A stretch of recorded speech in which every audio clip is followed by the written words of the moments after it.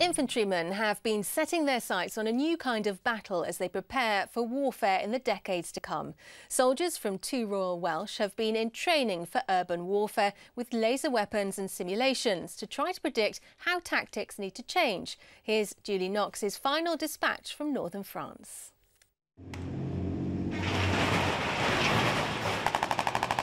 A thunder run throws everything at the objective, a shock and awe assault using all of C Company 2 Royal Welsh's men and munitions. What a facility, amazing, it's huge, 10 times the size of anything we've got in the UK, with underground car parks, cellar systems, huge office blocks and residential areas with hundreds of rooms. It is a complex environment to train in. How many casualties that would be over? The battle group headquarters is where progress is monitored and the bigger picture is relayed to those in the thick of it. Are those our rounds landing now? They're in the air. There's a large explosion just gone off.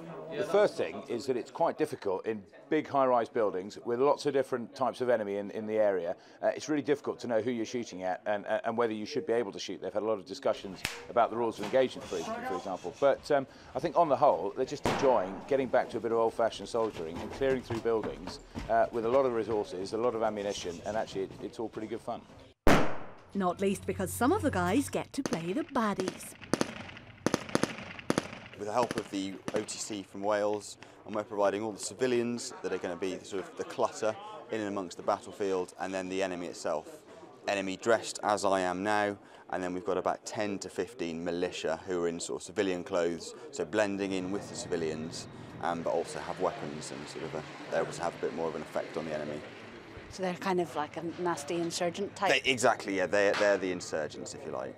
I don't want you to start a firefight, it's just a few rounds, then drop back in. The same things need to happen on each run through. So there's a number of key things that need to happen, a few events, whether that be a shoot from the roof of a building, a tank moving out of a wood block.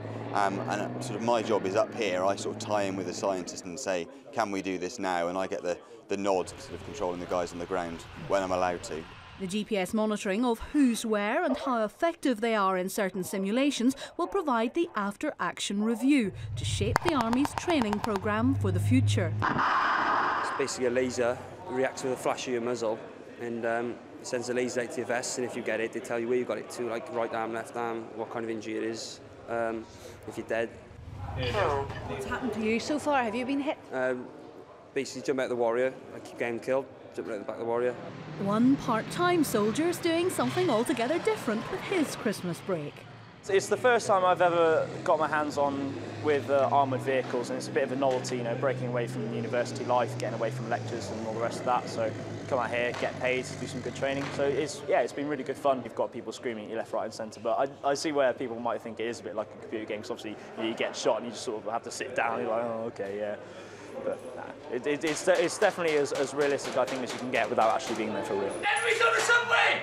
Pass me a grenade!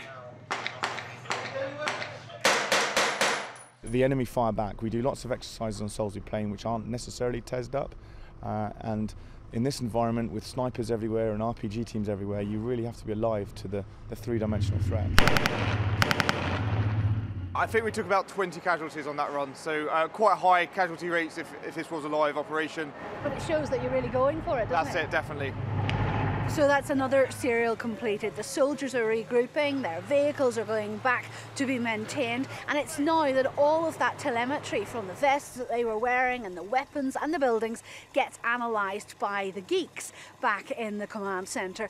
It's plain that this sort of setup really affords opportunities that have been unparalleled to see into the future, what the urban environment might be like and how warfare may have to change. I don't think much of the weather in 2020 though. This is Julie Knox reporting for BFBS from northern France.